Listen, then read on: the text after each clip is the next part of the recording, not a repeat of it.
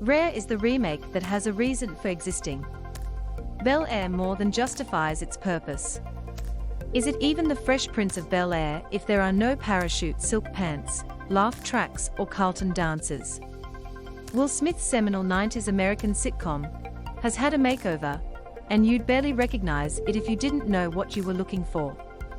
Rebooted as a grounded and sometimes gritty drama, Bel-Air strips away more than just the longer name. It also does away with the goofier elements of its predecessor. Those are good decisions, because there's no point in remaking it as it was. If it's going to go down that path again, it better have something different to say. Bel-Air does.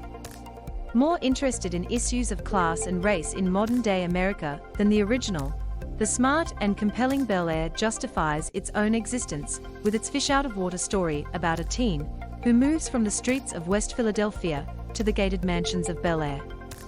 Newcomer Jabari Banks takes on Will Smith's role. Photo by Peacock. The backstory that was summarized in the iconic theme song to the 90s version is fleshed out in a 15-minute intro. And that's the first sign this series is doing something very different. It understands the context of where Will came from has everything to do with what he's about to experience. Will, charismatic newcomer Jabari Banks, is a promising student whose academic and athletic gifts has him on track for a Plum College scholarship. He's been scouted for his prowess on the basketball court, while he has a great relationship with his non-finger-wagging mum, April Parker Jones. But Will has impulse control issues, and his quick-to-react attitude sees him come up against a local gangster who threatens his life. Unlike in the original, this backstory comes up again and again to haunt Will, as does the disproportionately violent treatment he receives at the hands of the Philly police. That's how this Will lands in the ritzy Bel-Air, at the palatial estate of his Aunt Viv, Cassandra Freeman, Uncle Phil, Adrian Holmes, and his cousins Hillary, Coco Jones, Carlton, Ollie Charlton, and Ashley, Akira Akbar. Will has to hold onto his sense of self in a town that wants to change everyone. We're not in Philly anymore. Photo by Adam Rose, Peacock. Bel-Air started life as a viral fan video, uploaded by filmmaker Malcolm Cooper, who became one of the eventual 3 creators of this series, and they have the endorsement of Smith himself, who saw Cooper's video and realized there was something in the premise of Fresh Prince as a drama, and Smith is an executive producer on the series. There's a touch of the OC in that a kid from the wrong side of the tracks has to navigate the world of money and privilege, but Bel-Air layers on top of that the added dimension of race.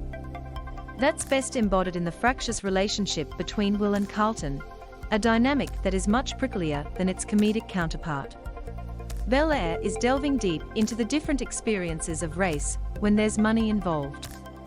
The conflict between Carlton and Will is a dominant plotline in Bel-Air.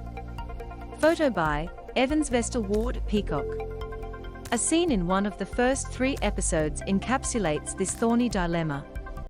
Walking into a near all-white locker room at the prestigious Bel-Air Academy, Will is confronted by the sight and sound of Carlton's lacrosse teammates bellowing out rap lyrics, which include the N-word.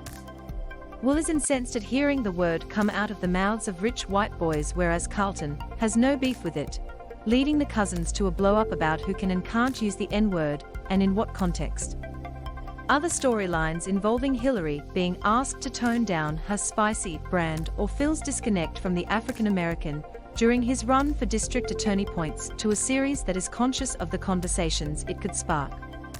That gives Bel-Air a reason for being, and that's already a higher purpose than recycling nostalgia, a trap which too many revivals and remakes fall into. Bel-Air is streaming now on Stan.